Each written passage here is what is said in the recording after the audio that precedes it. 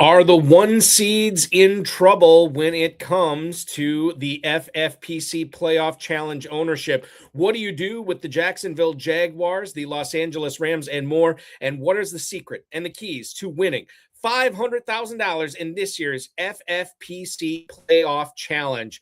We've got a great show for you tonight. The fifth place finisher in the world famous playoff challenge last year, Steve Yerger, is going to join us to break down how he did so well last year, how he's going to carry that over to this year, and his plans to win that $500K in the world famous FFPC playoff challenge. Ferrell, Elliott is here. I'm Eric Balkman. Stick around. Your high stakes fantasy football hour starts now. Can't stand the pressure. I've seen greater men than need a lesson. Broadcast live and heard around the world, you are now watching the most entertaining hour of radio on the planet. Welcome to the High Stakes Fantasy Football Hour presented by myffpc.com with your hosts Eric Balkman and Ferrell, Elliott. The High Stakes Fantasy Football Hour is your home for analysis from the best players in the world. And now, because no one else was available, here are Eric Balkman and Ferrell, Elliott. Solace in the scripture. Are we not all our father's sons? I became a man. Nobody ever told me what a man was. Hi, hello, and welcome to all of you Balkaholics and Ferrelliacs. Welcome into the latest episode of the High Stakes Fantasy Football Hour. My name is Eric Balkman. I'm your host. You know me from the RotoViz High Stakes Lowdown, the FFPC Insider Access Show on the Better Sports Network, and of course the Fantasy Football Players Championship, which also happens to be the sponsor of this show at myffpc.com. My co-host is the definitive commissioner of fantasy football, one Ferrell Elliott. Coming up on tonight's show, we're going to break down as much as we can in 1 hour the targets, the fades, the plays, the non-plays, the faded, the targets, the fadeds and the targeted, I should say, the teams that are going to be going far in the playoff challenge, the teams that will be one and done in the playoff challenge. It's all about trying to get that $500,000 in your wallet with tonight's show this evening, I should say. And we'll pick the brain of Ferrell Elliott. We'll also pick the brain of one Steve Yerger, who won the, I shouldn't say won, I cashed just under $20,000 for fifth place in last year's playoff challenge. Also the IDP expert for Fantasy Football Mastermind. And if that sounds familiar, that's Michael Nazarick's site. Michael Nazarick, an annual guest on this show, one of our favorites. So we'll get to pick the brain of a real live IDP analyst on tonight's show.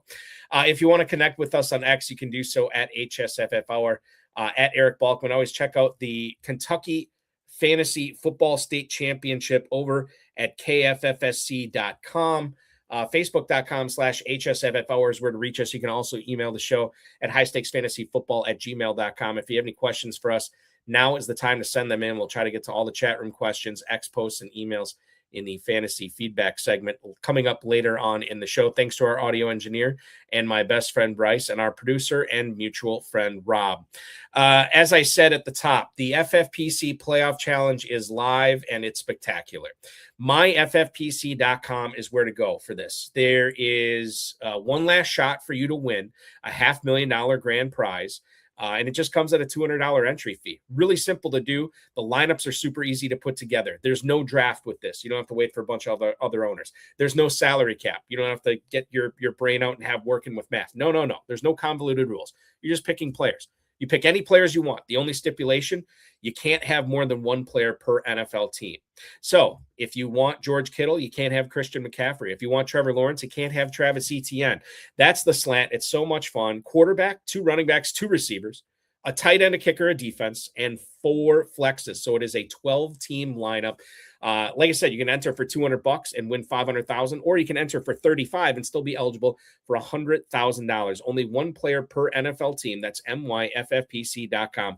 myffpc.com is where to go for that. Okay, ladies and gentlemen, we have a fantastic show for you tonight. I'm saying we're having some technical difficulties getting the co-host with the most, the definitive commissioner of fantasy football, onto the stream right now. I'll keep working on that, as will Rob and Bryce. In the meantime, I think it's important to talk about some of the players that are going to affect your playoff challenge lineups this week. will kick things off in Los Angeles, and they're going to be actually traveling all the way across the country to take on New England. And who do I want to talk about with the Chargers? It's none other than Omarion Hampton, the rookie running back, spent a stint on IR this season, but he's come back. Now, the problem is he's dealing with an ankle injury. And as of this afternoon, he is listed as questionable for the wild card game against the Patriots.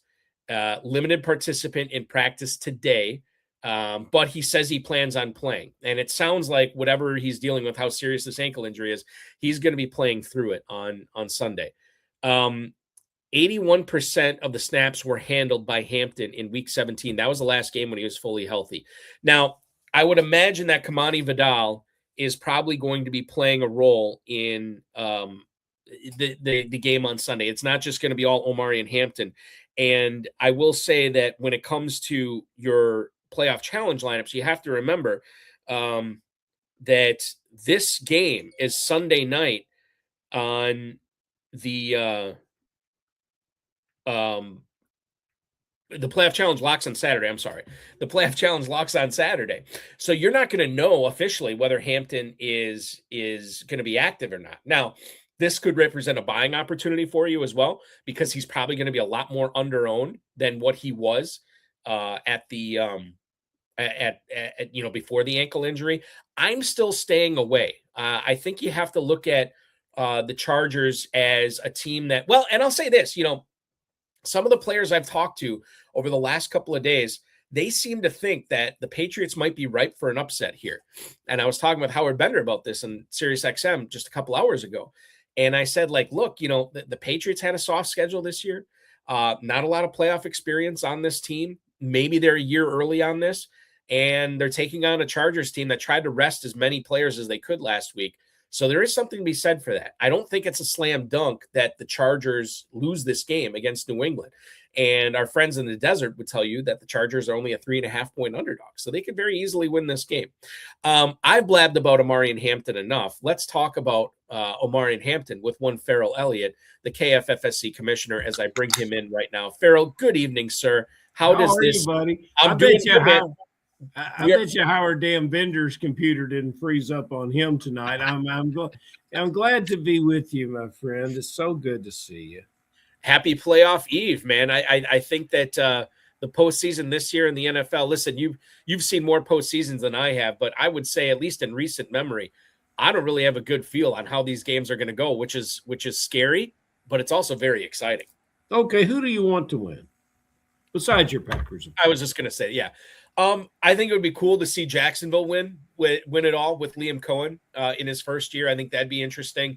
I think that over in the NFC, if Green Bay can't do it, I'm not a Nick Sirianni guy, and I'm contractually obligated to root against the Bears, so I can't like them at all.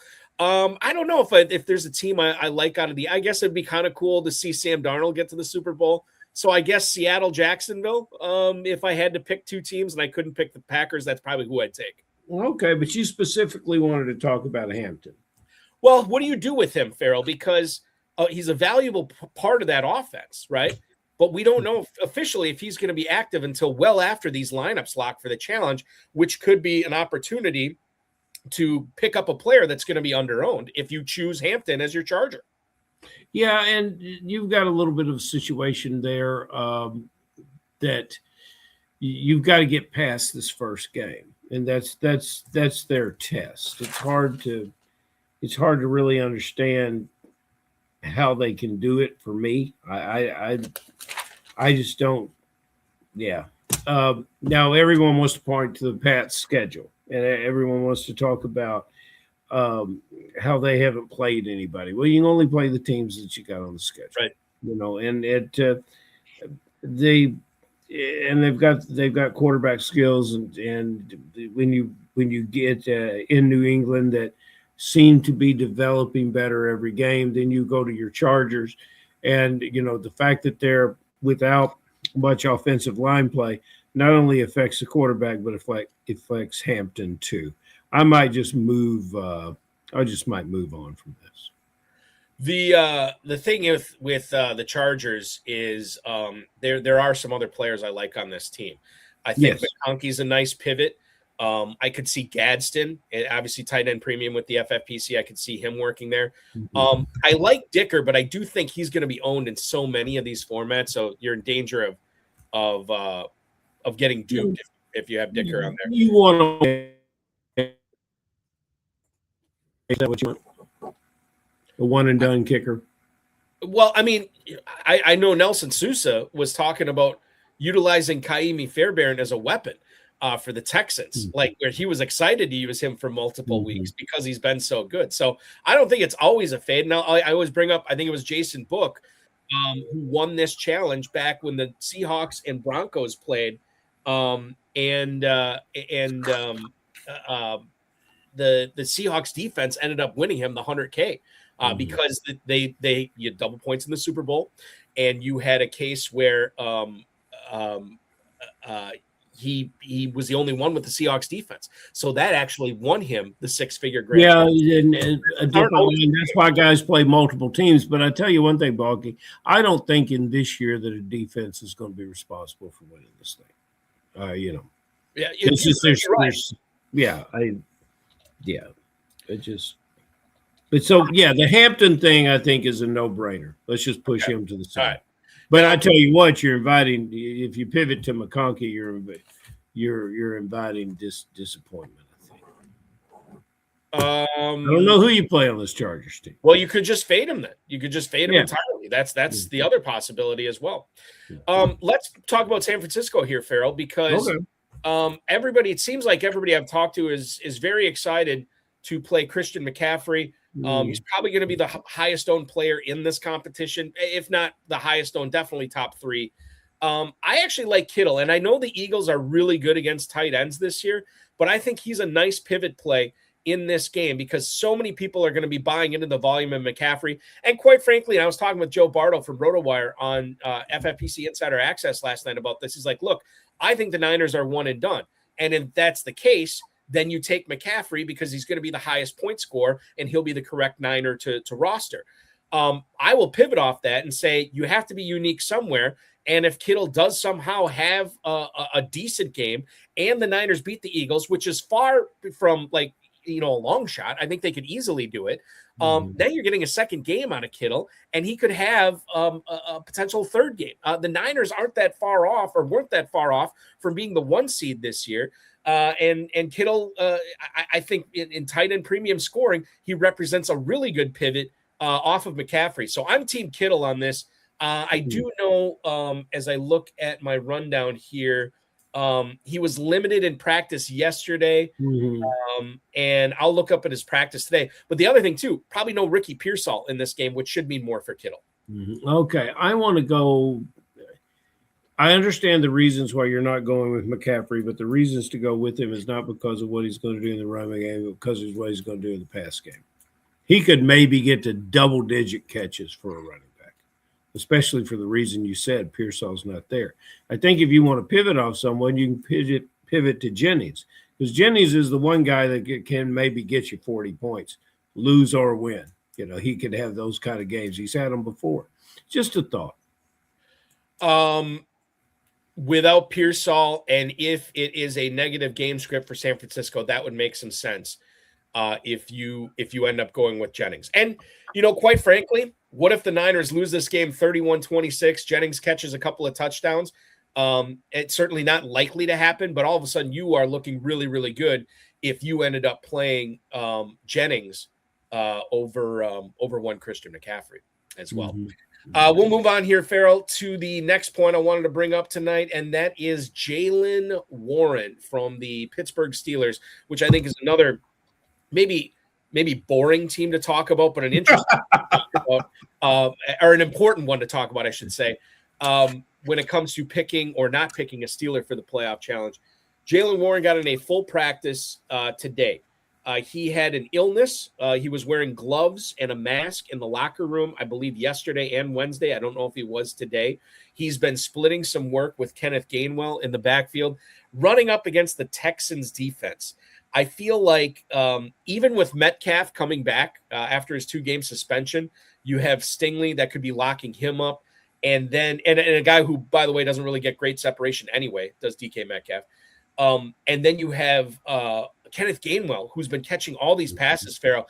My concern is not whether Gainwell will be a nice 1-week play here in this challenge. My concern is a lot of people will be soft fading the Pittsburgh Steelers and not playing the defense, not playing Boswell, but actually playing Gainwell, because he could have one of these games where Rodgers dumps it off or Gainwell's heavily involved in the passing game plan anyway, and he ends up putting up 15, 20 points.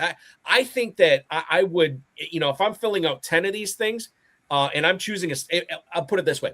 If I am filling out 10 lineups with the playoff challenge and all 10 of them are including Steelers, God, I think Gainwell's my choice probably 7 or 8 times. I do too. He's the most prolific option player in this. Despite his ups and downs in the season, he is still consistently called upon. They have expectations for this player, so I like what you're thinking, Balky. What about their opposition? Well, okay. So initially, when I was thinking about this, I said it's got to be Barkley. Or not Barkley. It's not Barkley. It's Houston. Now that would make the Texans a pretty dangerous team if they had Saquon Barkley. Initially, when I was thinking about this, I mentioned what Nelson Sousa said on the Fantasy Empire podcast about Kaimi Fairbairn. Initially, I was like, well, it's got to be Nico Collins, right? But at the same time, this is the lowest total game of the weekend, 38.5. So it's actually fallen a point. You're looking at the Texans, a 3-point favorite. So I don't know how much Collins is involved. And then if the Texans end up winning this game, they would probably be going to Denver. That's not a great matchup either. I mean, you could make a case that there's a soft fade here or a complete fade. And the only other one I would consider here is probably Dalton Schultz. Throughout the year, Balky, we have always said, and you coined the phrase, and you should have licensing on it. Think long, think wrong. Think wrong, yeah. But you've obviously thought long about this, and I can tell you, I think you could flip the script for the proverbial championship here in our playoff challenges, because Bucky, your thinking is right on par. You are so on fire tonight, man. Just listening to you is like a symphony of fantasy football expertise, and I'm just honored to be here, man. I'm so glad so are the guys in the chat room. I'm just so glad that my computer unfroze. Well, I'm thrilled for that too. Yeah. Yes, Ferrell Elliott, KFFSC commissioner and Balky hype man. I really that's good stuff from you. You haven't asked me who my favorite team in the playoffs is. Who is it now? When you say favorite team, is this the team that you are rooting for? Or yes. Is this okay, go ahead. Carolina Panthers. Now, Ferrell, I have to say that if this is your favorite team, man, I don't know how much you're going to enjoy the playoffs. I just really want to get out to San Francisco and walk down Media Row and see them all interviewing Xavier Legette, because I got to get him talking more about being a wide receiver, and the national press can handle Xavier, but I think about the California press out there, which they would be rampantly infused throughout the room, and they're going to be saying, "Well, what did he say?" It's just, that's really my Super Bowl dream right there. Well, I'll tell you this. There is a guy that we're going to welcome on right now who actually speaks a little bit more clear than Xavier Legette. I know it's crazy. This guy came this close to the mountaintop last year in the world famous playoff challenge. He ultimately settled for 5th place overall in the competition, paid him out just a shade under $20,000. He's here tonight to discuss how he got so close last year and his plans to complete the journey and bring home that $500,000 this year. Please welcome onto the show, Mr. Steve Yerger. Steve, welcome in tonight. Thanks so much for joining us, man. There he is. Thanks for having me. A great honor to be here. It was quite a journey last year, and I'd like to take it a little further. Yes, that's the plan. That's the plan. We will get into. I already teased at the top of the show that you and Michael Nazarick are co-workers. So I want you to talk a little bit about that. What else are you doing to occupy your time when you are not hanging around the top of the leaderboard of the playoff challenge? Well, I'm an accountant by trade, Penn State here. I work for the Pennsylvania Insurance Department. I know combine insurance and accounting together. I mean, it's like Mardi Gras. That against you, I promise. Yeah, I've worked with Mike Nazarick at ffmastermind.com since 2008.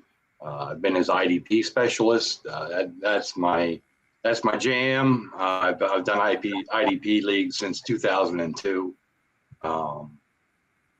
Most of the leagues I compete in are IDP, other than what I do here at FFPC. Ferrell, leave it to an IDP guy to figure out all the ins and outs of winning the playoff challenge. This is what it takes. I think that ties together beautifully. I think it really ties together beautifully. But you've got other success to tell us about, despite your impending success, and you are known by the company you keep. I keep company with Balky. It doesn't get much better than that. And the guys that are in the chat room. And you do remind me of my college professor in political science back in my days at Murray State, Dr. Garfield, who graced my my infrequent class attendance with a gentleman's C. So I already like you. So tell me about what you were doing to try to lock up that $500,000 grand prize this year. Tell me how difficult it was. Tell me the sweat. Tell me what you went through. Take us what I on went that. through last year, it was brutal. The tight end position, I just went into deep dive after deep dive on the tight end position. I couldn't find a tight end that I wanted to play. I know I was watching earlier this week, the one guy said he had a team with 5 tight ends last year. And I like that strategy from a differentiation standpoint, but not last year. And well, not this year either. I'm struggling with the same thing this year. It's a really, normally it's a great position in these type of leagues because of the premium scoring with 1.5 points. But it's tough. It's really tough. And my decision ultimately cost me. It was Friday night before the game started last year, and I changed my lineup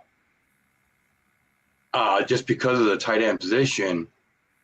And I said, no, I don't really like that, but I'm going to sleep on it. And I woke up the next morning and changed it back. If I had left it the way I changed it, I would have been the winner. Wow. So, Balky, what did he do? He thought long and he thought wrong. Yep. Yeah. And that was between, I ended up going with Zach Ertz, and I should have gone with TJ Hawkinson, and I would have swapped Terry McLaurin for Justin Jefferson. And the reason I made that decision was because of the way I saw the playoffs going. I thought Minnesota was going to win, and over multiple games, Jefferson would win out. And I thought Washington was going to lose, and in a one-game scenario, Ertz might be better. And that both those games went the opposite direction. That's why, figuring out your bracket is really one of the Balky, we have a rookie guest commenter in the chat, which I think deserves to be posted in big letters. Go right ahead there. Oh, yeah, my brother's watching. All right. How are you, Matt? We got Steve Yerger's brother, Matt Yerger, watching on Facebook tonight. And he writes, Steve is just lucky my wife won't let me play, or he wouldn't even finish ahead of his build. And I have to ask you, Steve, I mean, did you, because I didn't break this down, did you, during the Super Bowl last year, did you still have a shot at winning the whole thing, or did you know you couldn't win the 5? I knew I couldn't. I was in 61st place heading into the Super Bowl.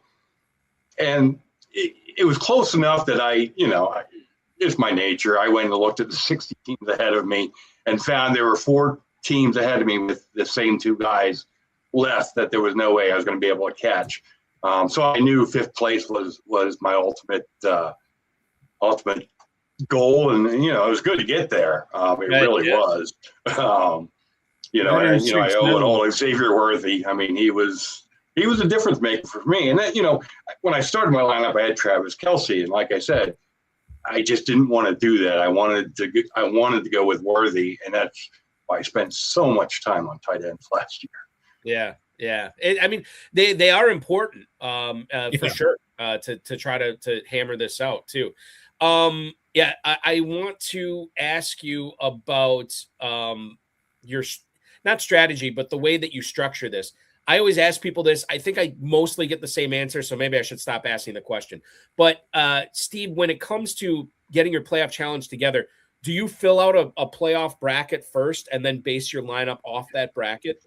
I do. And, you know, I will, you know, vary it as I go. But yeah, I mean, that's, to me, you have to have a good idea, or else you're just throwing darts. I mean, right. And the thing is too, though, it's a little bit easier with this new format because you got to realize in that first round, even if it works out perfectly, you're still going to lose 2 of your flex players, you know, 2 of your position players. So that kind of gives you a little bit of a forgiveness in some of your picks. Sometimes it gives you a little bit more comfort. I think I have done better in the last 5 years since the format has switched. Well, that's great. But yeah, that's definitely the way to start. I'm glad to know that someone can judge success in these formats. I have experienced very, very little. I came on this show thinking I had some answers. Balky started asking questions. I have no answers. So we'll turn to you for some answers. I think these matchups are kind of tough. I think the matchup that I like the best for scoring is Chicago and Green Bay. Secondly, yes, I like Philadelphia and the 49ers. We've already talked about that. What is your toughest game to figure out just in this weekend? For me, the toughest is in the AFC, and it's Buffalo and Jacksonville. In Jacksonville. In Jacksonville. If it were in Buffalo, I think I'd have a different feel for that game. I do think Jacksonville's going to win, but I think that's going to be a very offensive game. But it wouldn't surprise me. You know, Buffalo has a lot more playoff experience. And everybody's saying, this is Josh Allen's year. This is Josh Allen's year. He could work his magic too. Overall, I mean, Jacksonville just looks so good lately.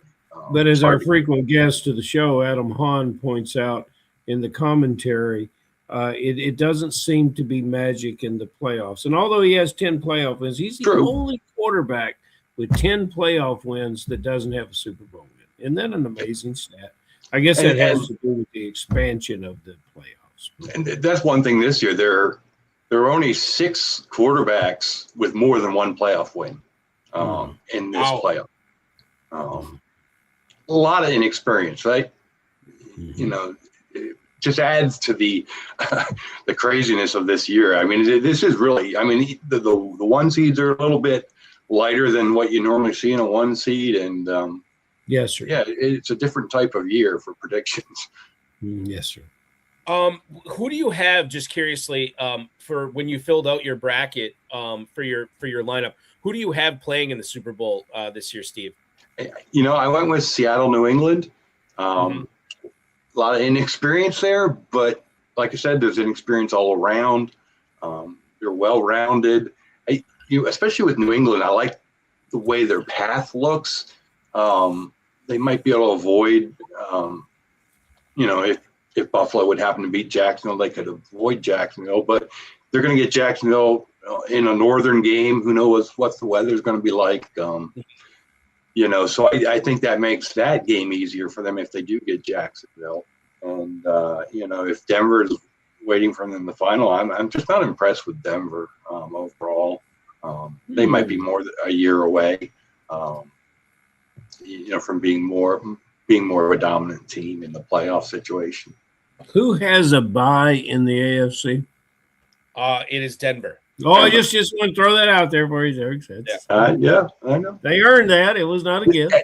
And that is one of my other strategies that I've done since this format has changed is I try not to pick a quarterback from one of the bye week teams, and that's easier this year. That those aren't the stronger quarterbacks in play, but I like the thought of having a quarterback available, every week of the contest. So I do try and pick the best week one quarterback that I think can go all the way to the Super Bowl.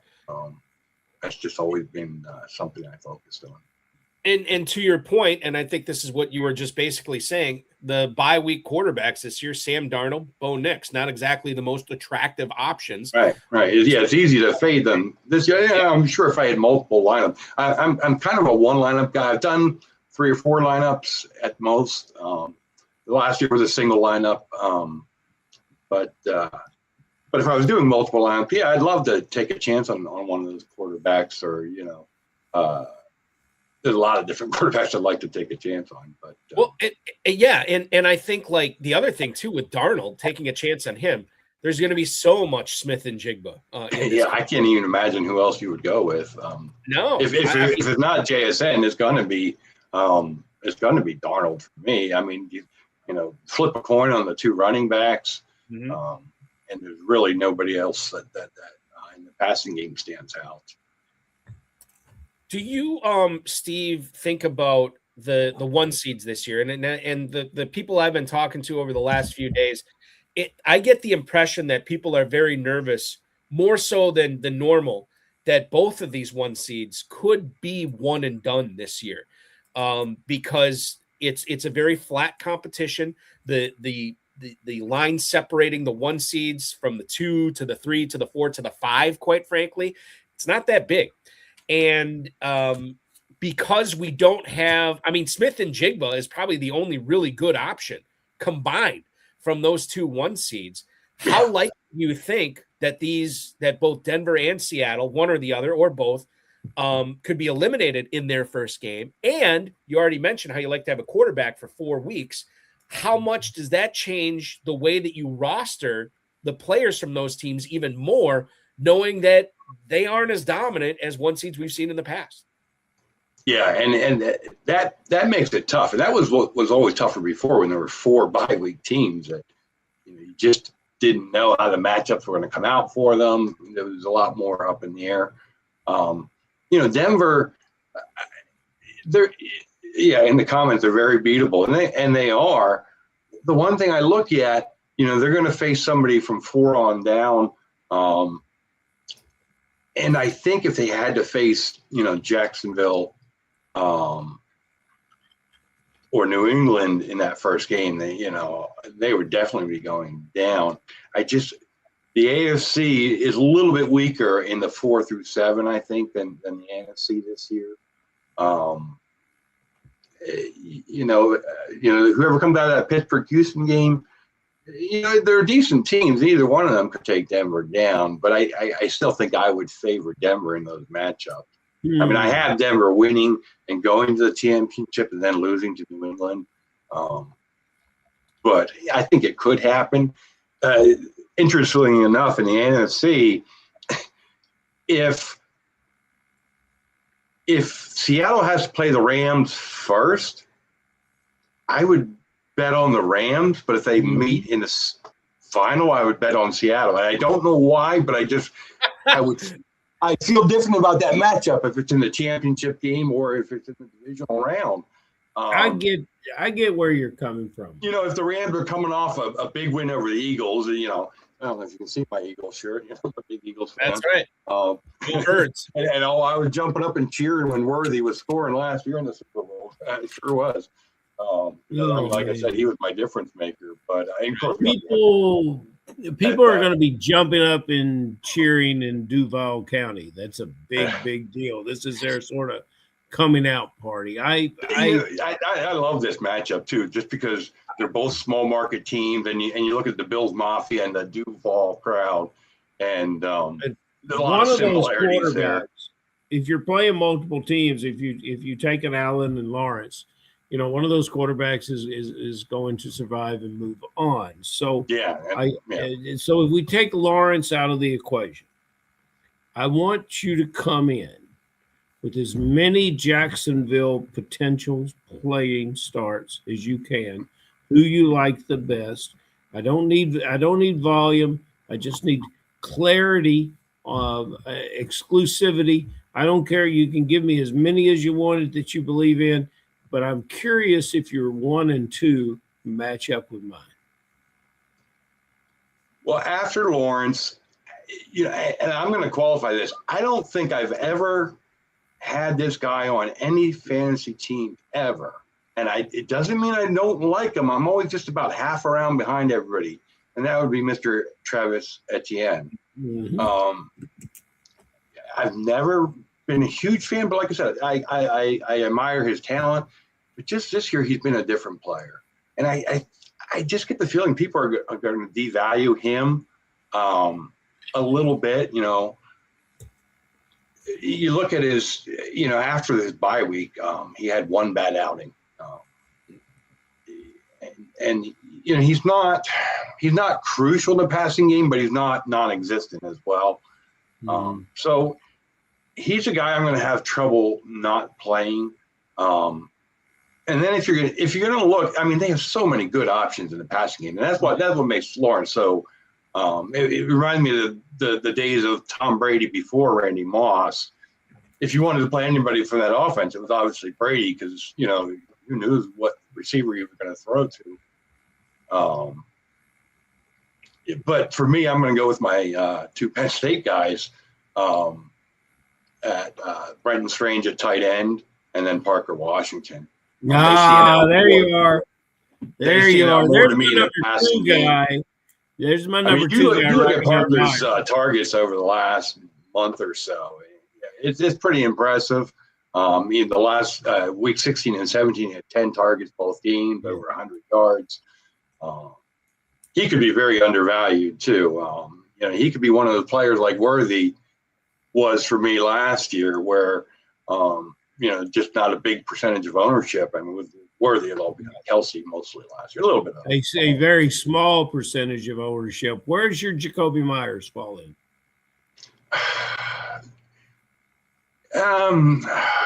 I would, Jacoby Myers, he's a solid player, and he's been great for Jacksonville since he's been there. He's never been a big touchdown guy, so that always worried me with him. And I think if I was going to pick between him and Thomas, I would go with the other way because of the more TD potential. Mm-hmm. That's just all 3 of those wide receivers, you could make an argument for any of them, but for me, out of those 3, Parker Washington would be on top. And see, Bonky, I thought I was coming in with a bit of a sleeper on Parker Washington, and all the sharps from Stephen G and the Fantasy Sopranos and the very active Adam Hahn tonight. All the guys are jumping in on the Parker Washington, claiming he's the number 1 guy, and he may well be, much like you claimed that Pierce is the number 1 receiver now in the Colts, has supplanted Pittman. I got it in, Bonky, 1038. No, I didn't think it was going to happen with them. Yeah, I figured out a way to get it in. That's good stuff. I underestimated you once again.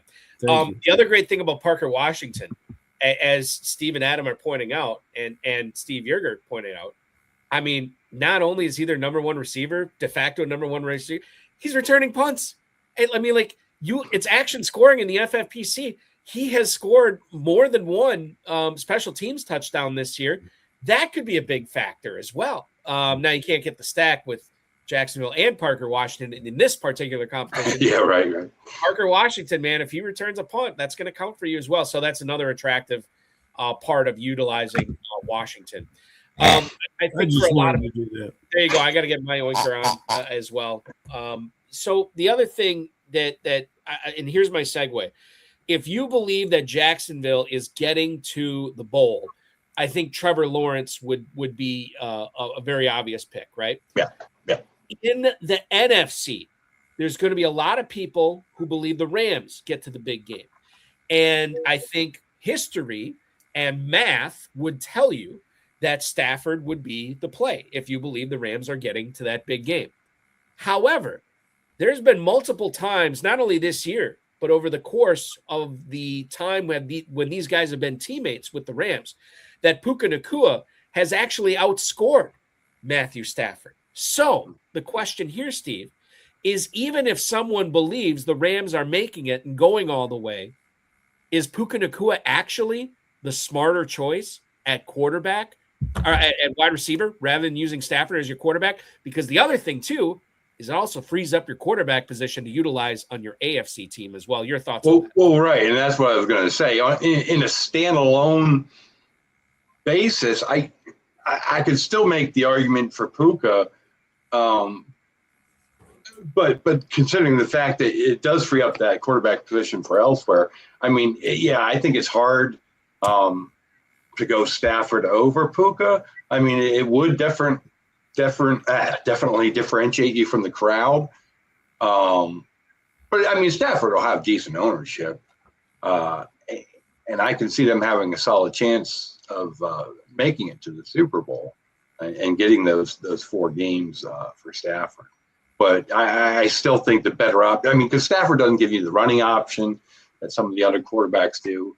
The one thing you're going to get from him that you wouldn't get from Puka is the Devontae connection. Because Devontae does kind of hog some of the touchdowns. But I'm just not, is his injury going to hold up throughout if they go that many games in the playoffs? He hasn't been really healthy down the stretch. And he's getting older. So that would kind of worry me a little bit about Stafford too, that maybe the touchdowns will go to Puka because Adams isn't quite 100%. For this contest, I think it should be expressed that Puka advances to the Super Bowl and not the Rams. I think that's how it's gonna come down. It's gonna be so much Puka. So I faded Puka last year. It was easier to do last year. But I thought the Rams were going to lose. It's very, very hard to fade him. The fantasy meatball tonight, Balky, coming in very, very strong in the comments. And Meatball owes me a call, by the way. I just want to call him out on that. But I got to call you out on this, champ. Tell me, besides Puka, who is over-owned? So, like, we just gave Washington a jump down in Jacksonville. He's gonna kick up now for all the listeners to the show. Tell me somebody that it's just too much of this guy in a contest. And if you've got this contest, if you've got this player, he's maybe going to weigh down your lineup more than move you through the crowd to get you into the top numbers. Yeah, well, when I think of that, I'm going to think of the one and done guys. But that was a hard, because if it's going to weigh you down throughout, there's going to be somebody that maybe isn't performing, but their teams are winning. Let me phrase it like this then, and I don't want to interrupt you, but I could go both ways because I have one player for each of those. Okay, let's do it. If Denver's, even if Denver's winning and doing well, I would fade Cortland Sutton. I think this year there's too many times. I think there's 4 times this year he only had 1 catch. So he can disappear too easily in a 1-game setting.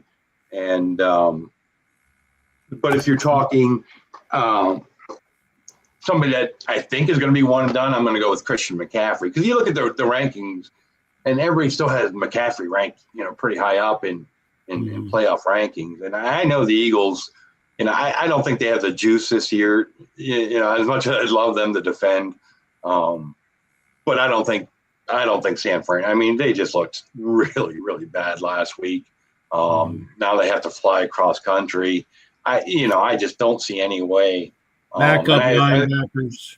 And I think Eagles get up big early, and he's still going to be active in the passing game. He'll get his points, and he could be a decent one and done score. Like I said, you're going to lose 2 of your prime players in week 1, regardless.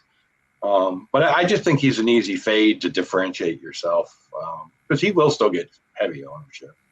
So just real quick, Ferrell, just to piggyback on this, we were talking about the Niners earlier, and I was talking about fading McCaffrey in favor of Kittle. Ferrell brought up Jawan Jennings as well as a nice pivot on San Francisco. Which way, if you are picking a Niner, which way are you going if you're not going McCaffrey? Originally, I might have said Kittle, and I had this discussion with Mike Nazarek, and he was talking up Jennings, and the Eagles are really good against the tight end. Yep. So, in a one-game setting, I think I might take my chance on Jennings in that scenario. It could be very fruitful if the Niners are one and done, and Jennings ends up having like this big second half where they're trying to keep pace. There's certainly something to be said for that. I want to get to a couple of emails that came in for you, Steve. The first one is from Rich in Stockton, California. What's up, Steve? Are you fading the Packers in the challenge this season? That is from Rich in Stockton, California. Thank you so much, Rich. We have not talked about Green Bay at all. They are the rare 7 seed that is a road favorite at Soldier Field. I did look at that. They are favored 1.5, I think, right now. Right, yeah, 1.5. What are your thoughts on fading them? And if you're not fading them, what Packer are you looking at here, Steve? I am not fading them. I think they're going to win, so I definitely don't want to fade them. And this is just a personal favorite of mine. I like Christian Watson. I like what he brings to that offense. Jacobs is too banged up right now. He's just not himself. I mean, he's still going to get his, but they're giving him a lot more breaks on the sideline throughout the game, keeping him fresh more. So he's not getting quite the volume. They're really using Wilson, pretty heavily. So for me, I can't see anyone else other than Christian Watson that I want to go with that team. He has the capability of just really big outings. The only thing I'll bring up, and I'm with you, by the way, when I filled out my playoff challenge on the stream last night, I had Watson as my Packer. I will bring up that there is probably going to be snow tomorrow night in Chicago, and you're also looking at winds of upwards of 15 to 20 miles an hour as well. So there's something to be said for that. If I'm looking at this right, God, is my Google weather? No, that's right. Okay. 10 to 15 miles an hour rather than 15 to 20. Maybe that's not a big deal. Maybe it's a deal. I'm not sure, but that's something to keep in mind as well. However, to your point, the Bears can be beaten deep, and Watson definitely is a field flipper. And if Jacobs is going to be the guy for the Packers, it's going to take a lot of volume.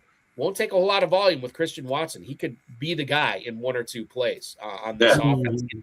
3 for 87 and a touchdown or something like that. That's a really nice game. 3 touchdowns. I love a snow game for the offense. Offense knows where they're going. Defense does. Wind will affect it more than the snow would, I think. Yeah. Yes, yeah. And you take the Bears. The wind stays, reasonable. There's some nice things to like about the Bears defense if you only look at turnovers. They generate turnovers. They fumble. They intercept. They do all that. They don't do anything else. And then, the Bears with the number 3 rushing attack. It's hard to beat. It's Balky. You like to talk about the boys in the desert sometime. What's the over under on this game? Is it over 50 on the Packers Bears? Yes, sir. No, 44.5. Yeah, I see this game as 50 points or more. So. I agree with you there, which is why I didn't want to fade in from either side of this. This is one of those games where you want somebody coming out the other end. And I love what you say about Watson, because all summer, spring and summer, we talk to the pros that come on here and they're talking about all these other Packer players. And I say to Balky, Balky, why don't you just talk about Watson? Nobody want to talk about Watson. Why didn't we talk about Watson back then, Balky? My thing with Packers pass catchers, and to a certain degree it still is, but to a lesser degree, they don't have a target hog that needs to be fed. They don't have a number 1 wide receiver. I think Matt LaFleur likes it that way. Certainly the GM Brian Gutekunst must like it that way. And now with Tucker Kraft going down, there is more of an onus on Christian Watson to make plays. And I think Jordan Love is making sure he's taking advantage of getting the ball to Watson. By the way, no Dontavian Wicks in this game as well, as he is out. So that's going to be one less wide receiver in the field. Probably going to be a few more targets for Watson in this game as a result as well. So I will say, Ferrell mentioned about the Bears and their turnovers. Packers are one of the best teams at not giving the ball up. So, it's going to be strength versus strength. Yeah. So that's another I think I really think with the Bears creating turnovers, that teams have such a success against them, they get a little sloppy. And, that's why I think they get so many turnovers. I haven't seen great athleticism on the Bears defense, but I have seen, hey, maybe they just got defensive backs that can catch the ball. That alone is a rarity. Let me ask you this, guys. When we talk about the Packers turning the ball over, don't look real quick. First number that pops in your head. How many interceptions did Jordan Love throw this year? 6, 7. 6, 7? 6, 7? Yeah. There you go. Yeah. Ferrell, your guess? I'm saying single digits, yeah. The gentleman from Penn State, or the Penn State fan, Steve Yerger, got it right on the head. It is 6 interceptions this year. I was listening to a podcast, and I think it was Brett Whitefield from Fantasy Points. I could be wrong on this. I think it was Brett who said, it seems like he threw 20, because when he throws an interception, boy, they are big and bad. Yeah, that is true. Horrible throws, affecting the outcomes of games, putting his team in it. But he only threw 6 of them. So, and the Bears, obviously, for whatever reason, they're able to turn the ball over quite a bit. Well, that's going to be a fun game on Saturday night, regardless. Hey, Balky, throw the meatballs comment up. Oh, sorry. Yeah, here we go. Farrell is trying to start crap with Balky. Welcome to the meatball. That crap started 20 years ago. I was just going to say the same thing. There's no starting here. This has been going on for quite a while, 2 decades. One more email here for you, Steve. Mike in Newark. Do you like RJ Harvey or Cortland Sutton better to win the 500K? Good luck in the challenge. Thanks for the email, Mike in Newark. What do you think there between those two Broncos? Or do you have a wild card? We'll do it Family Feud style. Where is it Harvey? Is it Sutton? Or you want to go off on your own with your own Bronco? I have Harvey in my lineup. I think it's Harvey. Like I said, Sutton's too up and down. Mims has kind of faded away, but Franklin's always there to steal some targets, and he could have a big game, then disappear the next game. But I think Harvey, people are going to be scared off because they think the other running back's coming back. I don't think he's coming back. Yeah. Well, and I'll say this too. Even if he does, I think the report was AFC Championship. Right. Yeah, right. That's what I heard as well. And think about all the time that J.K. Dobbins has missed. I don't know what kind of football shape he's going to be in. I don't think he's going to be very impactful. And all the injuries he's had throughout his career. I mean, how many times has he let people down? I mean, right. Fantasy-wise for your team. So, maybe he doesn't scare me away from Harvey at all. He can come back in the AFC Championship to let your fantasy team down one more time. Right. with Dobbins. Ferrell, yes, yeah. Ferrell, final question from you. And you guys might have been on the precipice of teasing my question and letting the proverbial cat from the bag. But nevertheless, I will persevere with this question. The world famous Fantasy Football Players Championship Playoff Challenges is a fantastic way to end our season and to start our new year in 2026. And I must ask you, give me one player that must be in your lineup to deliver success. And give me that player that is going to be the proverbial disappointment that wrecks the lineup and makes everyone regret that they ever thought of this player. Those are the 2 charges we need from you, my friend. I am going to go with my quarterback this year, and that's Drake May. To me, he's going to be a difference maker. I have them going to the Super Bowl. Okay. So that it could. I mean, for me last year was Josh Allen. I felt the same way about Allen last year, and it didn't quite work out that way. But but with his running ability, and to me, there's nobody else that really stands out to take from New England. I mean, yeah, you could make an argument for either running back. You could make a good argument for Diggs. Want to go really out there with Henry? Okay, tight end is a tough position. But for me, I think Drake May is going to be a difference maker. And then I already talked about fading. So you've given us our difference maker. Give us our disaster maker. And if you've already talked to him, you can't use him. You got to be. Well, yeah, that's right. I already used McCaffrey. Steve, let me frame the question this way too. If you had, let's say you had 20 lineups, okay, the one player that people will roster that you would not have on any of your 20 lineups. Right. Definitely Ramondre Stevenson would be one because I like Henderson better. That one seems weak, though. I'm trying to think of a better one. While you think about it, I will say there is, I don't want to say groundswell, but there are a lot of people, I shouldn't say a lot, a significant number of people that believe that Stevenson might actually be the play for a couple of reasons. Number one, the explosive plays slow down in the postseason, usually, not always, but usually. Stevenson is the grinder. Stevenson is the veteran. Stevenson is the more trusted guy.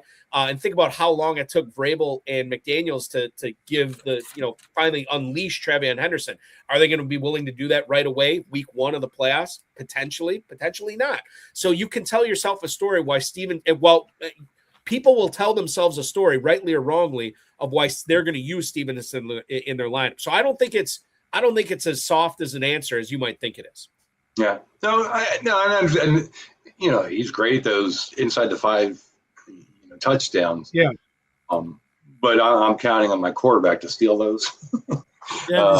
Stevenson is not enough, and he takes all the potential away from Henderson. Yeah. So much frustration with Vrabel this year. Like, what, unleash this kid, and especially when Stevenson had some early fumbles,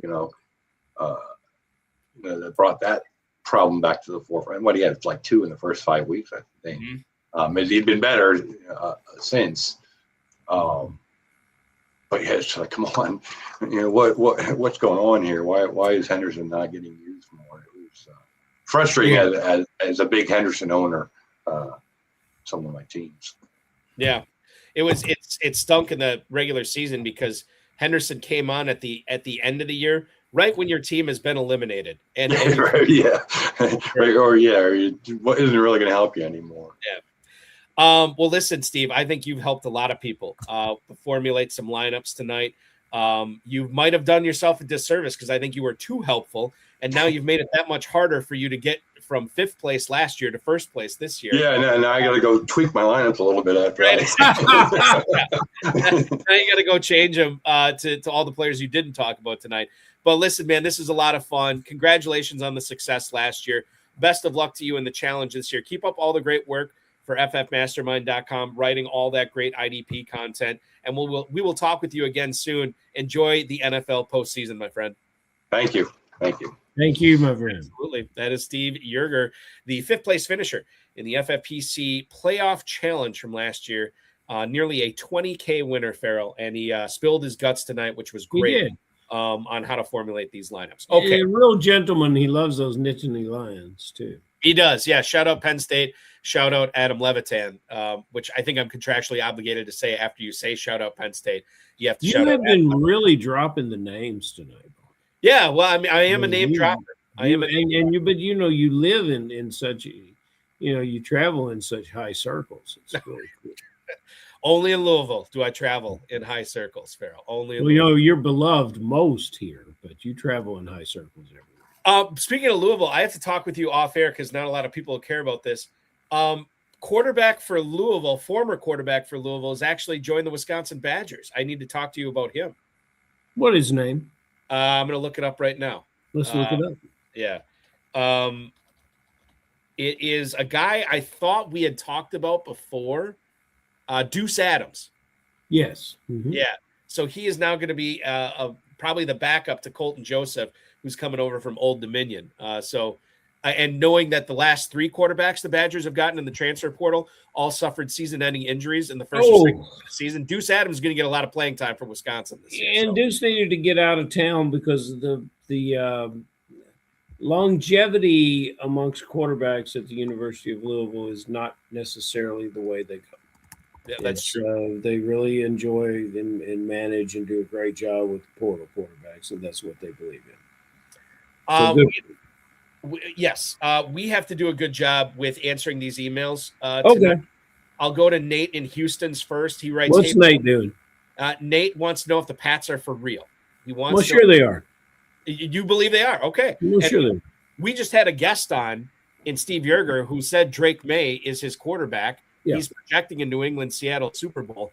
You said earlier, and I agree with you. You can only play the teams that are on your schedule. But you've seen enough from this team to believe that they are built to get to the big game. They've got a quarterback that makes good decisions. They've got a coach with a defensive mentality that has studied and learned the game at a lot of different levels. They have some perfect things coming together. They've got experience at running back. They've got youth and explosive running backs. They've got a tight end that's a vet. They've got a lot of things that they do right. And sure, they're for real. Jim in Mountain View, Wyoming. How do I play the Bears in the playoff challenge? Enjoy the postseason. Thank you, Jim in Wyoming. I have been saying all week that I think my Bear is going to be, or if I was playing in this, obviously I want to make that absolutely clear. Yeah. I'm not playing in this. If I was going to play in it, my Bear would have been Colston Loveland or Luther Burden, right? And then Joe Bartle from RotoWire kind of talked me into DeAndre Swift last night. And if you look at the way things are trending in that backfield, Ferrell, it almost seems like Swift is back to being a true blue RB1. And maybe he's the right play in a game that should be a knockdown, drag it out, slobber knocker. And the Bears' rush offense has been pretty darn good over the last month or two. So maybe it is Swift. Maybe that's the way you handle the Bears. Yeah, maybe it is. Number 3 rushing offense in all of football, and he is the guy. And you're trying to play a tight end, which still has to deal with the other tight end. So, what are we thinking about here, Balky? Let's go ahead. I know there's 2 good running backs there, but let's go ahead and let Swift catch passes, run the ball. He's your guy in Chicago. What a fantastic matchup this is. This is the most fascinating game to watch for the weekend. I will say, yeah, and it should be.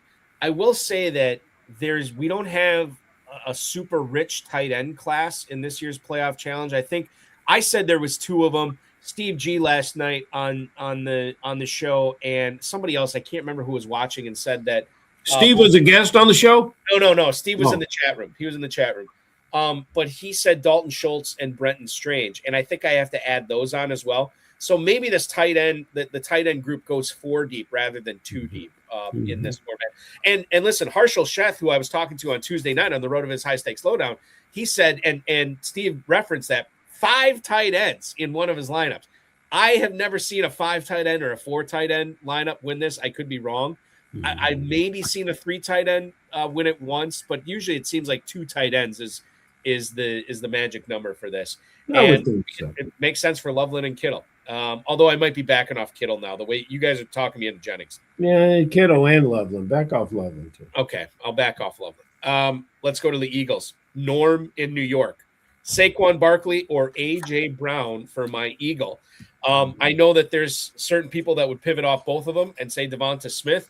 I can't remember. Were you talking about Goddard before? I don't like Goddard, but it seems like you think that there's a chance you could use Goddard. What about for Philly? Who's your favorite Eagle? Barkley. I believe he can recapture what he didn't quite capture during the season and run this team through the playoffs. However, I do like the quarterback. I like the quarterback a great deal. I like it especially in this matchup where the defense is giving up double-digit passing touchdowns. I think let's get off to a great start with an MVP type quarterback who gets to play in the opening round. I love that. I think that in regards to the Eagles, well, I mean, I don't know. The Niners defense, everybody says it's so bad, and it is. I mean, I just think they're just super injured right now. They lost their 2 linebackers, Bethune and Warner. Yeah. How do you play without those 2 guys? Yeah, and Warner was just a madman out there, both pass defense and rush defense. So can't play without those guys. Yeah, maybe it is a Barkley game where they just they run, and Kevin Patullo loves to run the ball anyway. So maybe it'll just be Barkley, and then again more Barkley, and then the Eagles win, and you get at least another game out of them as well. Okay, final email tonight, I believe. Yeah, Chuck in Chicago. Happy playoffs. Is Dalton Kincaid the Buffalo pivot? Thanks again. That is Chuck in Chicago. Thank you, Chuck. I would imagine that James Cook and Josh Allen will be the most owned Buffalo Bills. In fact, I think you can make the case that James Cook is going to be more owned than Josh Allen. But Ferrell, if you want to stay away from both of them, I think it's Kincaid. I don't trust anybody else on that team unless you're going to soft fade them and use their defense, which I don't know why you would against Jacksonville. They got their third kicker of the year in there. I could be wrong on that too, but I know it's at least their backup. Too many cooks in the kitchen. Go with Cooks. Go with Cooks as your play here. Yes, Kincaid, but no. Let's stay with Cooks. Let's stay with the guy that's damn near close to winning the AFC rushing title and the league rushing title. Let's go with the guy who quietly put together how many yards, Balky? 1,600 yards. Yeah, 1,600, yeah. You know, why? Why go trying? We've already talked about all the tight ends that we love, and Kincaid's name's not there.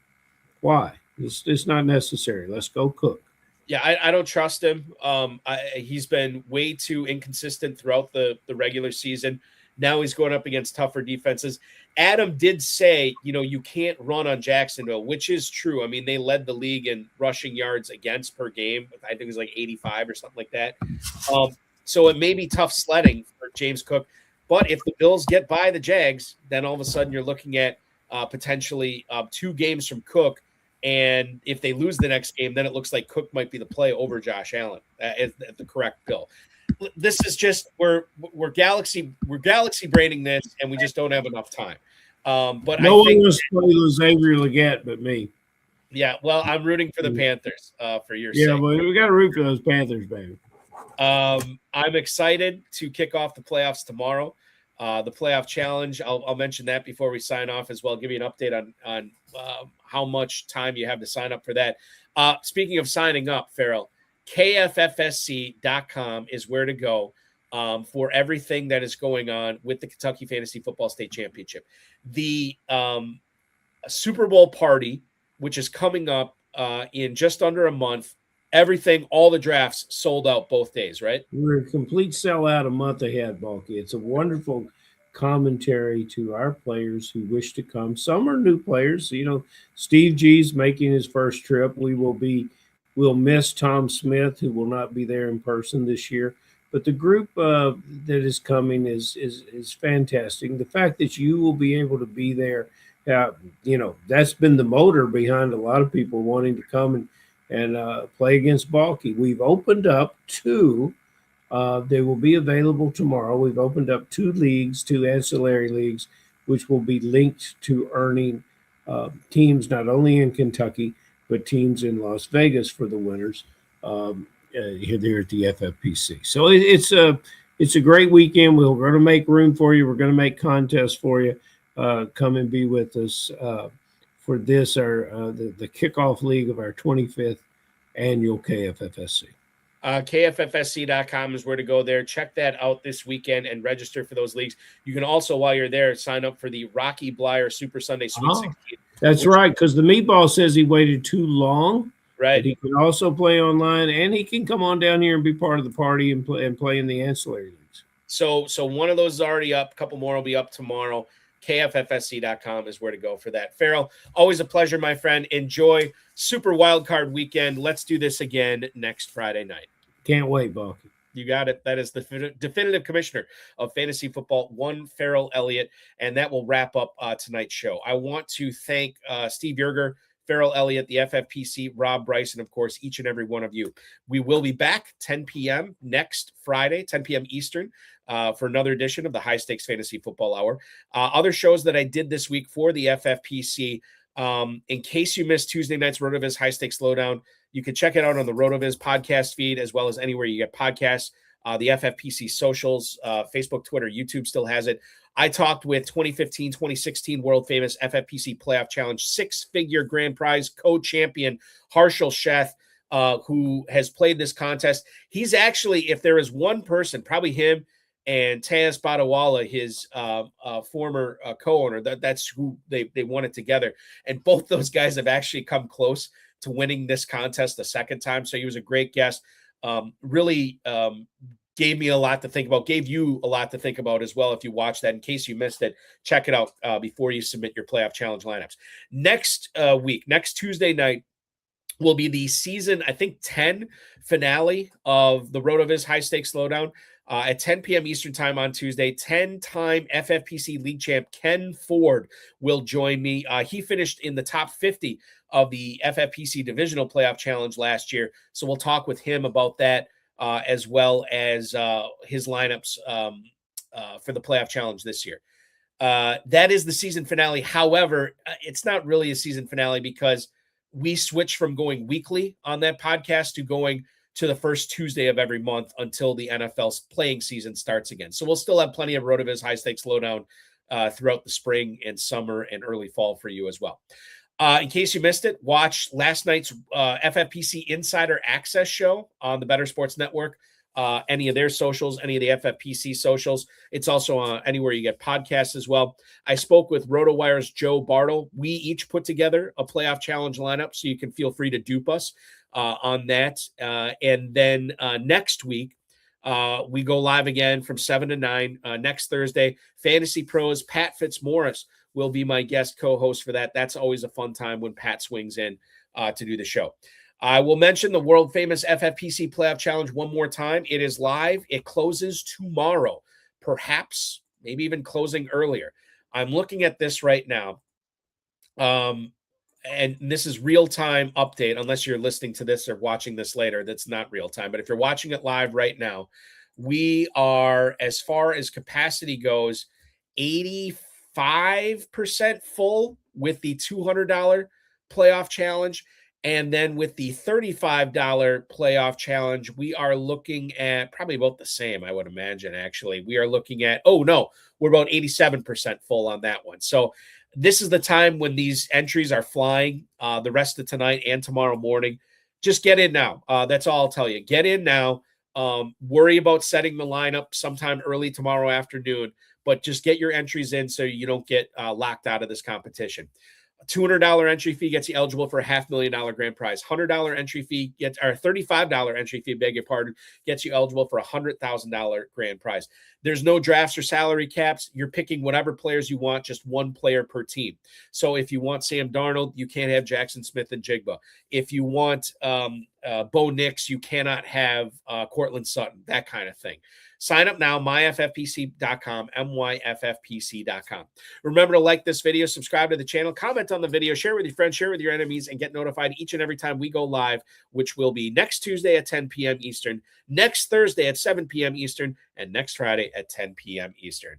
Your FFPC NFL Super Wildcard Weekend officially starts now.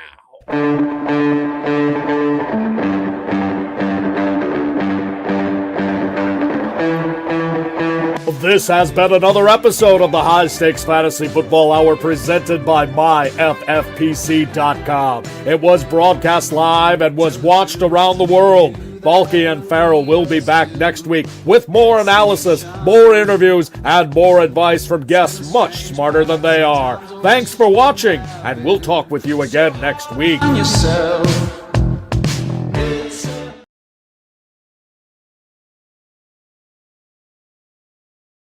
Sorry, my mic was muted. Once again, if the fantasy season did not go your way, bear in mind, no matter how bad of a year you had in fantasy, you could still win $500,000. Make it a year to remember. myffpc.com, myffpc.com is where to go to play the world famous FFPC Playoff Challenge. May the ball bounce your way. Good luck, everybody. Enjoy the postseason. I'll talk with you again next.